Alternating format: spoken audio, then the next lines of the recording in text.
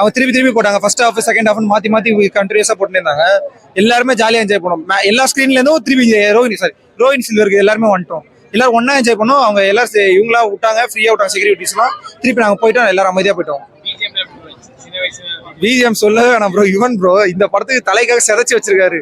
வேற லெவல்ல இருக்கு சீனு. ரேஸ் சீனுக்கு கடைசியில என்ட்ரி ஆக்ஷன் கிங்னும் போதும் பறக்குது, எல்லாம் பறக்குது. அப்படியே வேற லெவல்ல இருந்தது. நாங்க வந்து ருக்மணியில போட்டிருந்தோம். இது அதனால அங்க எதுவுமே போடல. ருக்மணி இந்த ரோஹின் சில்வர்ல மட்டும் தான் போட்டுருக்காங்க. நாங்க இதுல போடல எங்களுக்கு. ஆனா நாங்க எல்லாரும் இதுல வந்து பார்த்தோம். அந்த எக்ஸ்பீரியன்ஸ்க்காக தான் வந்தோம். 14 வருஷத்துல கட்சி அதை கரெக்டா அந்த ரொம்ப பழைய மாடல் மாதிரி இல்லாம திருப்பி புதுசா 4K மாதிரியே இருந்தது படம். பார்க்கறது செம்மையா இருந்தது. அப்பெல்லாம் எதுவுமே கட் பண்ணல, எல்லாமே இருக்கு. செம்மையா இருந்தது, ஜாலியா இருந்தது, என்ஜாய் பண்ணோம்.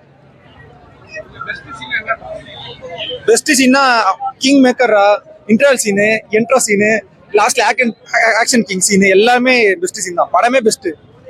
ஸ்டார்டிங்ல இருந்தே எல்லாமே நல்லா இருந்தது.